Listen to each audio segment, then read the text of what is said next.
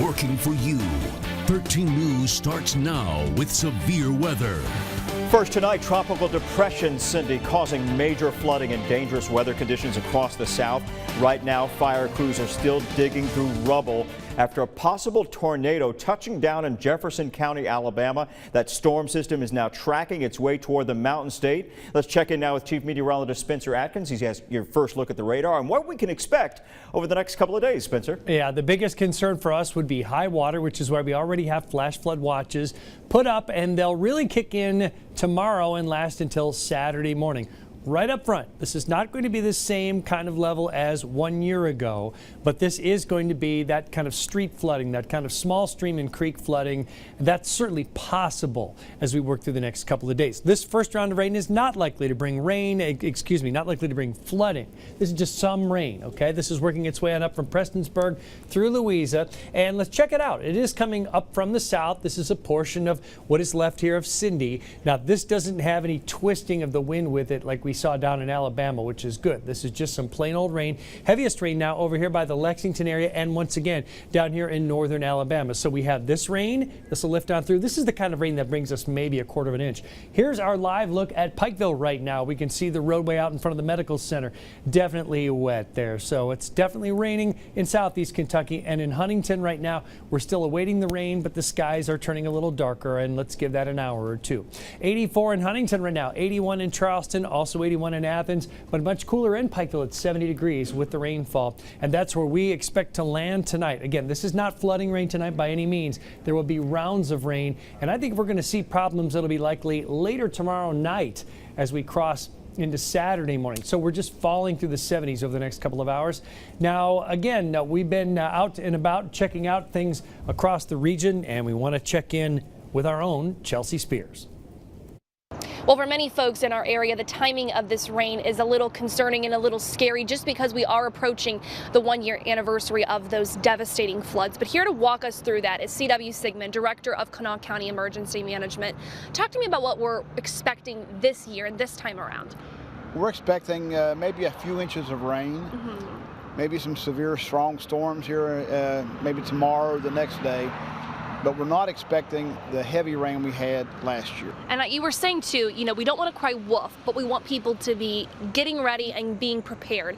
So talk to me about some of the mistakes you see folks making whenever we get flooding and what you want them to avoid this year. We get complacent because we get flood warnings quite frequently, and people get complacent about it and don't take it very serious. For example, we want people to turn around and don't drown. Absolutely. As the Weather Service is saying, is don't go through high water, don't drive through it, don't let, as the pilots call it, get their itis, get you killed.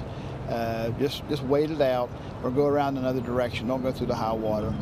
People who sometimes live in areas that the roads get blocked because of high water are stranded, start calling for rescue services.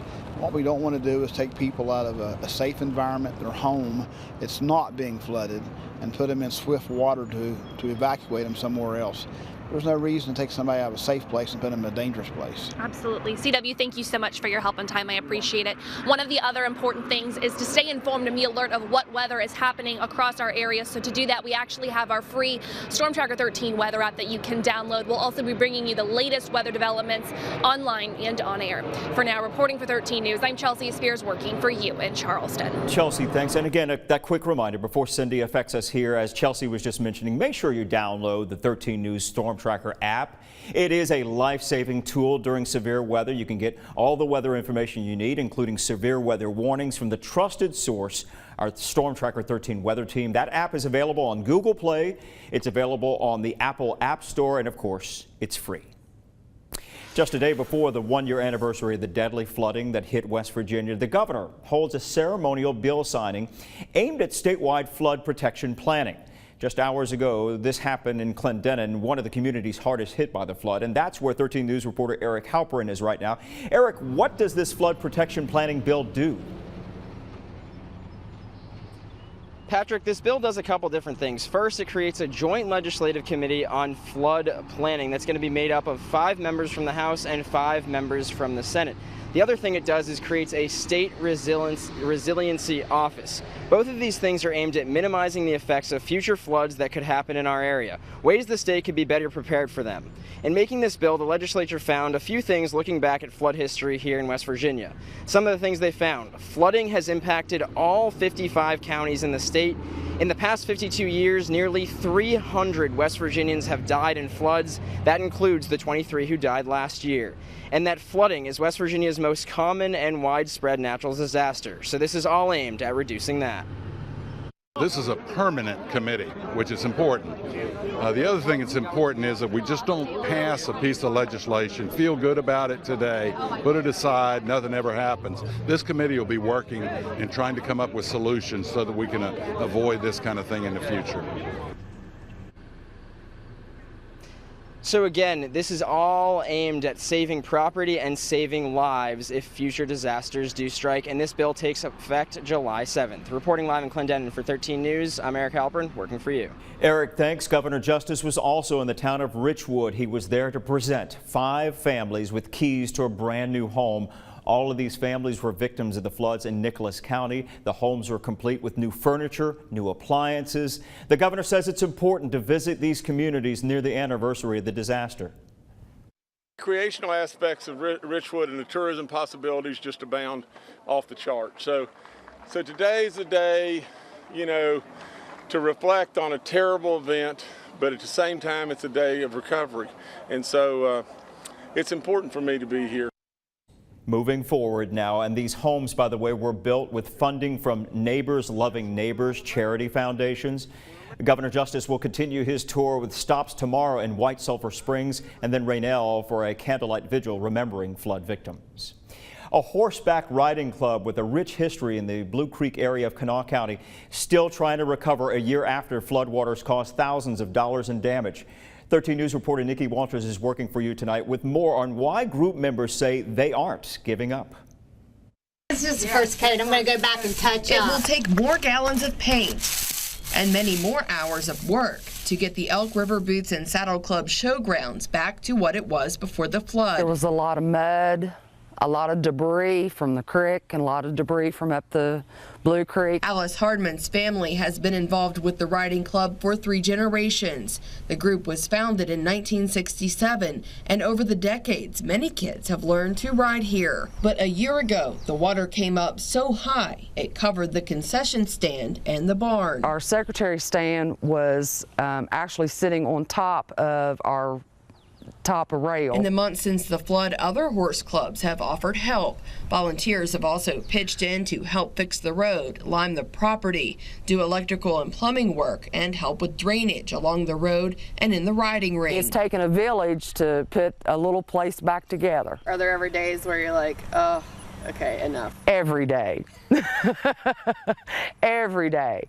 And then I think of how many people are still living in campers on their front porch, you know, on their lawns, and living in tents on their lawns, and then I've got to say, well, we're fortunate. Hardman says even though there have been moments where the small group felt discouraged and overwhelmed, giving up was never an option. This is tradition. I mean, this is family. These grounds have been where we've all played, where we've all started out with horses, where we've all got into our first fist fights and yeah, had our biggest laughs. I mean, you can't throw that away. You just can't. In Kanawha County, I'm Nikki Walters, 13 News, working for you. The group has a horse show that's planned for this Saturday at 1 p.m. It will be the first show held on the Blue Creek Showgrounds since the flood. As we continue our flooding anniversary coverage, it was a sight rarely seen at Summersville Lake. Last year, as the waters rose, so did the lake. Meteorologist Brian Hughes was there when they opened the floodgates. Let's take a look back. What you see happening behind me now, this is Summersville Dam. They're releasing water, 15,000 cubic feet per second. But on Thursday night, the water coming in here 7 times stronger than what's going out right now.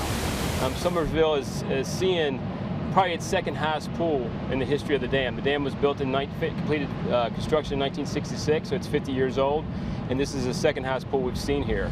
But the key part of this story is really the dam is performing like it's supposed to. If that dam and Sutton Dam were not present, you would probably see significant flooding, for example, in Charleston. Charleston Civic Center would be inundated. The mall, downtown mall there, would probably have water in it. You have water up against the state capitol. So that just gives you some perspective of how well this facility performs. You know, we have floods at Summersville, and they're a smaller scale, and people are used to seeing that, but it was very evident with the flows coming in at Craigsville, completely off the charts, that and the lake was coming up fast, people sprung into action. The highest record we have of Craigsville is 25.5 feet back in 1985, and it went to 29 feet. We anticipate having the water off all these facilities somewhere near the 4th of July weekend. We will not be able to open the campground at that time. As far as the boat ramps and lake traffic, you know, we're going to open up the boat ramps to boating traffic just as soon as we see those facilities are safe to use, and we ensure that the lake is safe to be boating on. This incredible sight will continue for the next 7 to 10 days. At Summersville Lake and Dam, I'm Brian Hughes. And again, that was June of last year. Hey, we'll be taking an in-depth look back at the devastating flooding that affected communities. They're recovering from it still. That coverage will begin 13 News at 5 tomorrow. A final farewell. Thousands gathered to remember an American student jailed in North Korea, then released near death. Trending across the nation, Senate Republicans unveiling their plan to dismantle the Affordable Health Care Act. But which way will the vote sway? Now we'll take you outside looking at traffic. There was an accident a little bit earlier, and that's caused what you're seeing there, a backup. You're looking at Interstate 64 and 77. We'll back up this Thursday afternoon. You're watching 13 News at 5. We'll be right back.